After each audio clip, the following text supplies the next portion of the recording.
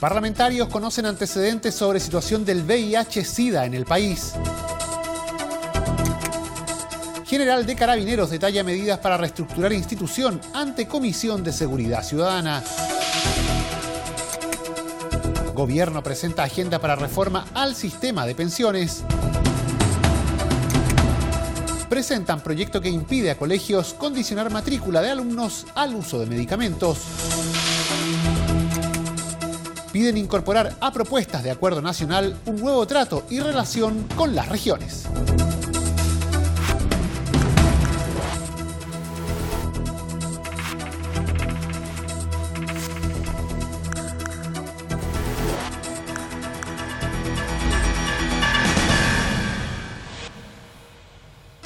¿Cómo están? Le damos la bienvenida a una nueva edición de Frecuencia Legislativa. Revisaremos aquí parte de lo más destacado, lo más importante analizado y discutido por los parlamentarios en la Cámara de Diputados en este mes de abril que ya entra en su recta final. Iniciamos contándoles que los diputados conocieron antecedentes sobre la situación del VIH-Sida en el territorio nacional. Frente al actual escenario que se ha generado en Chile por el rebrote de esta enfermedad, la Comisión de Salud recibió a la subsecretaria del ramo, Paula Daza, al director ejecutivo de Vivo Positivo, Manuel Jorquera, y al secretario general de la Fundación Chile Positivo, Iancu Cordescu, los que entregaron antecedentes de sus respectivas instancias. El actual estado de la situación del VIH-Sida y el plan de contingencia 2018 fueron dados a conocer por parte del Gobierno a la Comisión de Salud de la Cámara. De acuerdo a los datos entregados por la subsecretaria de Salud, Paula Daza, las personas contagiadas confirmadas en 2017 corresponden a 46.924. En relación a los contagios por género, se informó que en el 99% de los casos la vía de transmisión ha sido la sexual. Con respecto a los grupos de riesgo, se detalló que el principal grupo etario afectado corresponde a hombres entre 20 a 49 años. El grupo de 15 a 19 años muestra un aumento discreto y el de 60 y más una estabilización de las tasas de notificación en los últimos 5 años.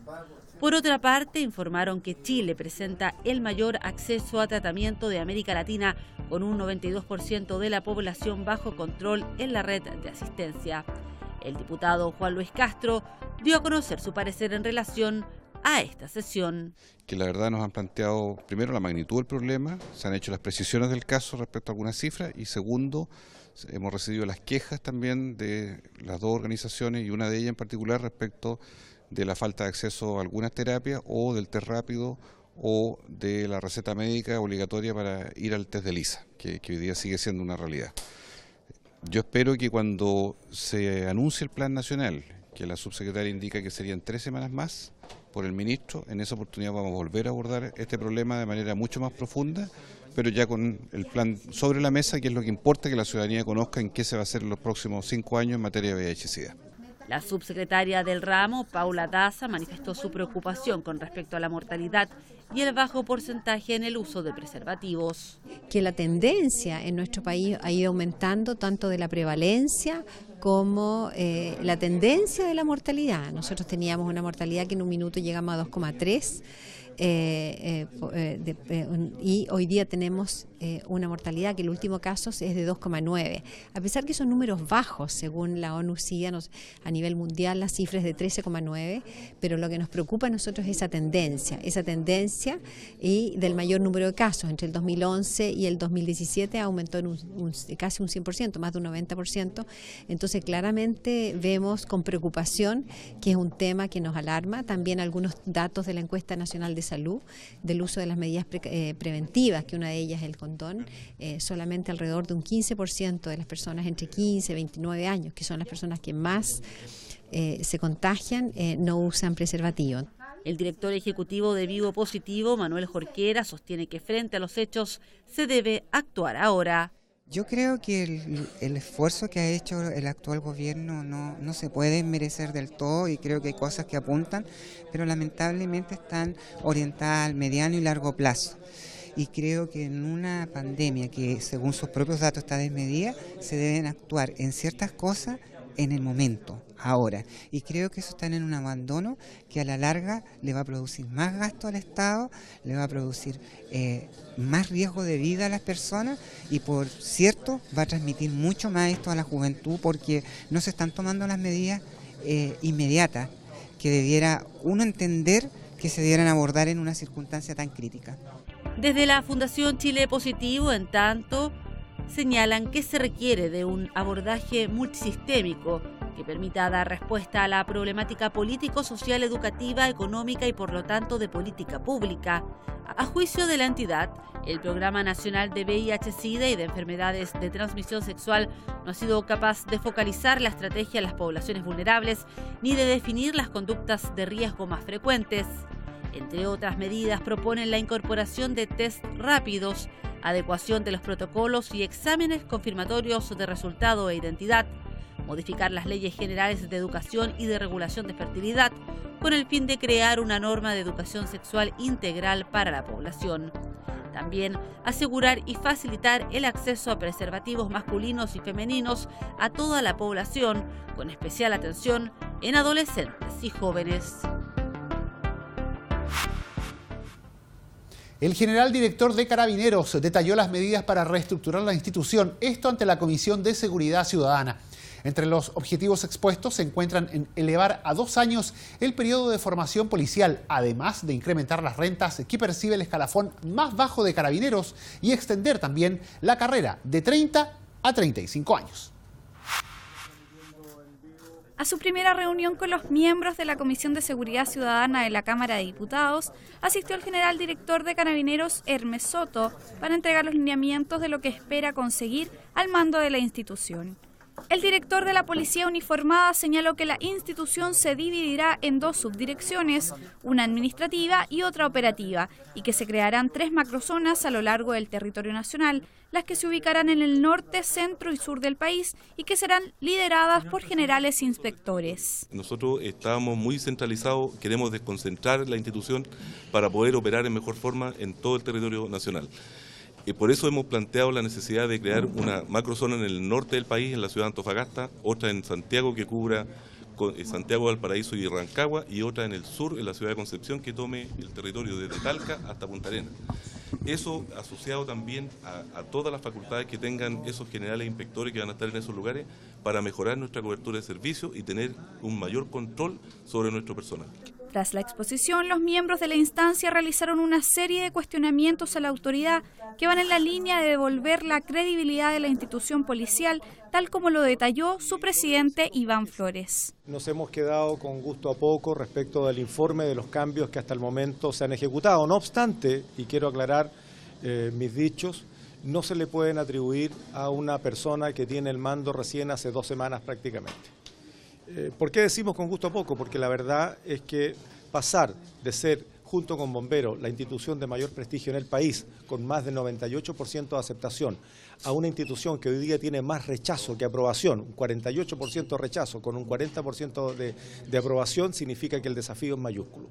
Los diputados Gonzalo Fuenzalida y Jorge Alessandri se refirieron a las garantías entregadas por el general Soto en el contexto de mejorar la institución. No es un final, tampoco el final de un principio, pero es un principio. Y ese principio es que el general nos ha dado garantías que con la salida de varios generales del alto mando, bastantes, es una institución que está en un proceso obviamente de afirmarse y que no tengamos más casos de corrupción, que tengamos que finalmente sorprendernos porque son formalizados generales o oficialidad. Lo que queremos fundamentalmente es una oficialidad afiatada, trabajando con lo que le corresponde a Carabineros, que es la prevención y la persecución del delito, y no estar en casos de corrupción o en casos de faltas de eficiencia y faltas de éxito, finalmente, que es lo que quieren los ciudadanos, quieren éxito. Le hemos pedido como bancada de la UDI en la Comisión de Seguridad al general director que nos haga llegar dentro de 30 días propuestas de cambios legales. No basta con una reestructuración de unidades, con una reestructuración de personal. Aquí hay que hacer cambios legales importantes para que Carabineros entre de una vez por todas al siglo XXI y sea una institución transparente donde todos los chilenos sepamos dónde está invertido cada peso en la institución que a nuestro juicio es la más importante para el combate al delito. Sumado a las declaraciones de integrantes de la instancia, el diputado Leonardo Soto agregó que será la institución la que deberá demostrar cuál es la profundidad del cambio que pretende lograr. Hoy día nos hicieron una aproximación inicial y la verdad que tiene cosas positivas. Hay mejoras que van a proponer de los sueldos más bajos de la institución. Va a haber una modificación general donde el sueldo más bajo ya no va a ser el de carabinero, que es la gran parte de la dotación, sino que va a ser el sueldo asociado a cabo segundo. Un mejoramiento de rentas para el grupo más bajo de la institución. Y también van a proponer la extensión de la carrera policial de 30 a 35 años. Son modificaciones estructurales que colocan incentivos importantes para que buenas personas lleguen a la institución.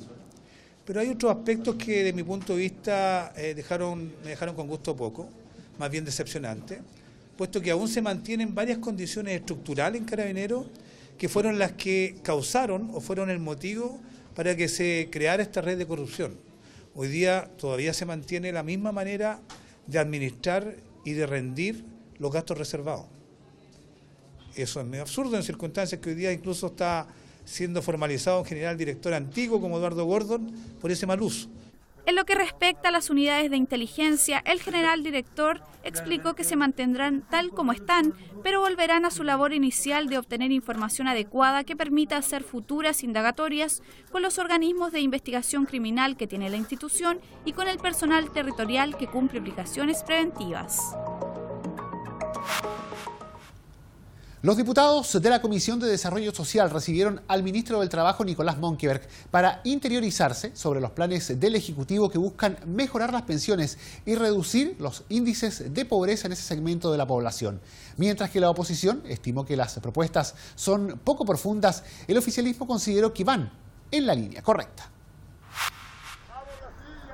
Mejorar las pensiones en forma gradual, de manera significativa y sustentable, asegurar que ningún adulto mayor quede bajo la línea de la pobreza y aumentar la competencia de las AFP son algunos de los objetivos planteados por el Ejecutivo en torno a la anunciada reforma al sistema de pensiones.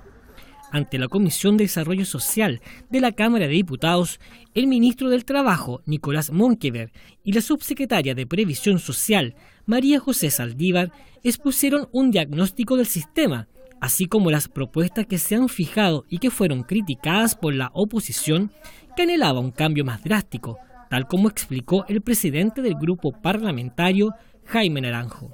Yo creo que efectivamente son acciones más bien de forma que de fondo, y yo tengo la impresión que aquello no va a dejar contento a la ciudadanía, porque la pregunta que se hace a la gente es: yo que hoy día soy jubilado, ¿qué va a pasar con mi pensión? ¿Voy a mejorar mi pensión o no voy a mejorar mi pensión? Y yo tengo la impresión que eso no está resuelto bien por el gobierno, no está resuelto. Ellos están pensando en los futuros que van a jubilarse. Está bien, me parece bien pensar en los que vienen, pero la respuesta es para hoy y aquí. El planteamiento fue compartido por el diputado Esteban Velázquez, que estimó los anuncios como un cambio cosmético a lo ya existente. Cuando no se habla de fondo respecto a cómo va a haber un pilar y un tronco solidario fuerte, potente, sino que sencillamente se dice que es el Estado el que va a colocar un poco más de recursos para mejorar las pensiones hoy día actuales y futuras, no nos deja conforme. Cuando no hay claridad en cómo se van a regular la AFP, que ha sido la gran crítica de la ciudadanía y yo creo de todos nosotros, es que quedamos con un gran interrogante si es solamente un acercamiento muy tímido y que ayer le manifestamos al ministro que no da cuenta de lo que hoy día estamos esperando, no solo los parlamentarios, sino que el país en general. Una visión contrapuesta expresó el oficialismo, que consideró que las propuestas van en la línea correcta y en directo beneficio de la ciudadanía, tal como ratificaron los diputados Sandra Amar y Andrés Lonton. Lo que ayer señaló el Ejecutivo es que iba a haber una reforma, una modificación del sistema previsional, pero con un aumento de pensiones en forma gradual, ¿ya? Y esto significa que se va a tener que siempre privilegiando lo que son nuestros adultos mayores y ir aumentando la pensión, porque también esto está asociado a lo que tiene que ver relación con presupuesto. Por lo tanto, nosotros desde el punto de vista, yo quedé conforme en el sentido de que lo que demanda la ciudadanía hoy por hoy es justamente que las pensiones puedan ser aumentadas, porque se vive con muy bajas pensiones ya y la calidad de vida indudablemente disminuye. Me alegró mucho el ver que dentro de las prioridades está incrementar la pensión solidaria y eso va a aliviar la carga no solamente de las familias más vulnerables, sino que también de nuestra clase media. Y por otro lado, el incremento que hay en las subvenciones, a quienes hayan cotizado más de 16 años, en el caso de las mujeres, y más de 20 años, va a haber un incremento de la subvención. También se va a permitir un retiro a la subvención quienes sigan trabajando después de la edad de jubilación. Asimismo, se anticipó una reforma al sistema de pensiones y a la ISAPRE principalmente también, y eso nos tiene muy contentos. En su exposición, el gobierno planteó, entre varios puntos, aumentar gradualmente la cotización obligatoria al sistema de AFP, con cargo al empleador, hasta completar un incremento de 4 puntos porcentuales, elevar el aporte estatal al pilar solidario un 42% y concretar un incentivo a la cotización permanente mediante un aporte estatal según años cotizados. Respecto de los trabajadores independientes, se propuso obligar a pagar cotizaciones previsionales con el objeto de cubrirlos ante los riesgos de enfermedad, embarazo, enfermedad de un hijo, invalidez, vejez y muerte, y reiniciar la gradualidad de esta incorporación en 2018 a través de una nueva ley obligatoria. Y seguimos en esta edición resumen de Frecuencia Legislativa para contarles ahora que un grupo transversal de parlamentarios, encabezados por las diputadas Cristina Girardi del PPD y Marisela Santibáñez del PRO, presentaron una moción que prohíbe a los establecimientos educacionales condicionar la matrícula o la asistencia de sus alumnos al uso de medicamentos como el Ritalin para los casos de menores que han sido diagnosticados con hiperactividad u otras patologías. Un gran porcentaje de alumnos estaría siendo obligado a medicarse por parte de las escuelas para poder asistir a clases, informó la diputada Cristina Girardi al presentar la moción que establece que los establecimientos no pueden prohibir la matrícula o asistencia de alumnos condicionada al uso de medicamentos como el Ritalin para los casos de menores que han sido diagnosticados con hiperactividad y otras patologías. Uno de los trastornos más importantes que sufren nuestros niños en la etapa escolar es el trastorno de déficit atencional con hiperactividad. Y esto claramente se ha convertido básicamente en que un porcentaje enorme de niños en la escuela son obligados por las escuelas a medicarse para que ellos puedan asistir al colegio. O sea, aquí se está vulnerando el derecho de los niños, no solo en el CENAME, ¿no? Se vulneran los derechos de los niños, sino que en nuestro sistema escolar, obligando a que los padres mediquen a sus hijos, ¿ya? Para poder asistir y para poder acceder al derecho a la educación, ¿ya? Es lo que está ocurriendo fundamentalmente en nuestro establecimiento hace mucho tiempo. Una situación que para la diputada Marisela Santibáñez es una verdadera contradicción cuando se habla de proteger a los niños y en realidad se les está vulnerando. Acá se vulneran los derechos de los niños, como bien lo dijo la diputada Girardi, y eso nosotras como madres, como diputadas, como ciudadanas no lo vamos a permitir, y si tenemos que levantar esta bandera la haremos con mucha fuerza por las madres, por los educadores y por supuesto por primera instancia y por primera prioridad por nuestros niños. Nuestros niños se están drogando para ir al colegio y se les está obligando. Nosotros hablamos de medicación, pero la medicación tiene consecuencias graves. Hay medicamentos dentro de los que están estipulados que tienen consecuencias graves en nuestros niños. Lorena Bustamante de ONG Red Infancia calificó la situación como inaceptable. Estamos en presencia de una epidemia en todos los colegios.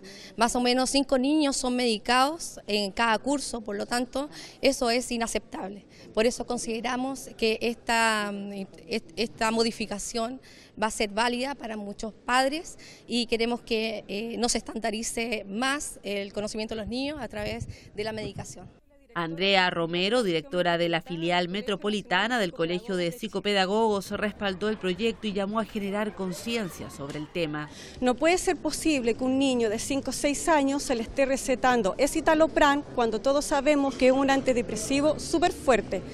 Si un adulto cuando empieza a tomar este medicamento se le pide que se tome la mitad de la pastilla, no puede ser que a un niño de 5 o 6 años se le dé un cuarto de pastilla, cuando sabemos que eso en los niños le puede producir síntomas de crisis de pánico y también crisis de angustia, entre otras situaciones más complicadas.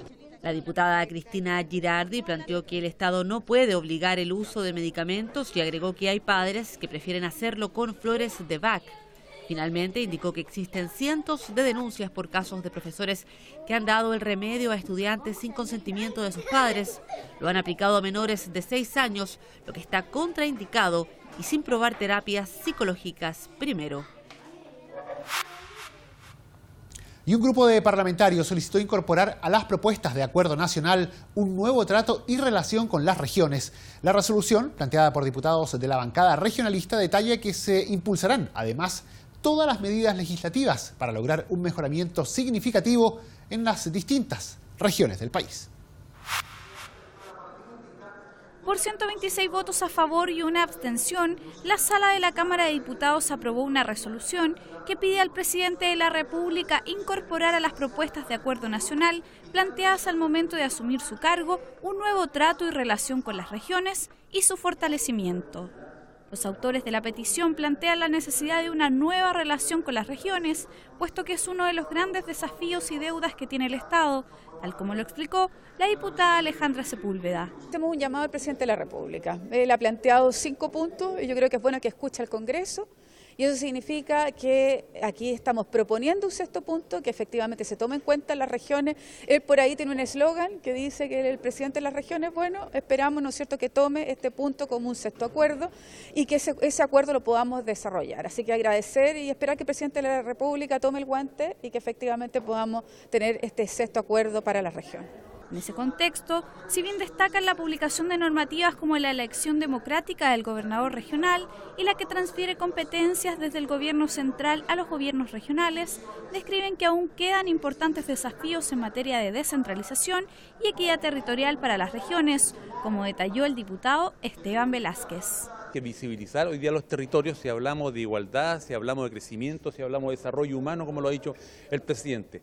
El propio presidente Piñera se ha declarado como el presidente de las regiones, allá en nuestras regiones del norte, por ejemplo. Hoy día le hemos dicho que queremos que haya un 6º acuerdo justamente en un nuevo trato y una nueva relación con la región. Y eso implica una serie de iniciativas. Hay antecedentes, hay estudios, están las propuestas para llegar y aplicar. ¿Qué es lo que ha faltado? Ha sido voluntad política. Siempre parece que las regiones están a empujones, a regañadientas, obteniendo logros. En materia autónoma financiera, los parlamentarios resaltaron que queda pendiente aún el envío de un proyecto de ley sobre rentas regionales que fije y distribuya adecuadamente aquellos recursos que puedan ser administrados directamente por las regiones, con la adición de fondos adicionales para aquellas que han sido históricamente zonas de sacrificio por tener recursos naturales y minerales de atractiva explotación. Y con esta información ponemos término a la presente edición resumen de Frecuencia Legislativa, recordándoles que el detalle de todas estas informaciones siempre lo puede encontrar en nuestra multiplataforma en sus diferentes formatos audiovisuales a través del www.cámara.cl. Muchas gracias por su compañía. Siga junto a Cámara de Diputados Televisión.